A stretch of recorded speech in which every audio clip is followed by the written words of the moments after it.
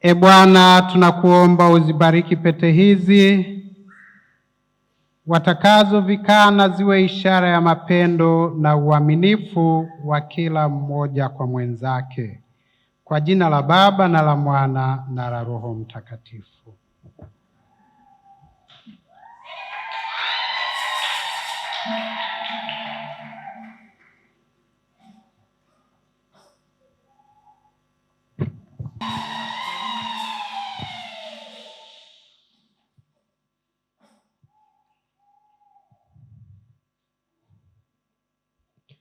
Mwenzangu, pokea pete hii iwe ishara ya mapendo yangu na uaminifu wangu kwako, kwa jina la Baba na la Mwana na la Roho Mtakatifu.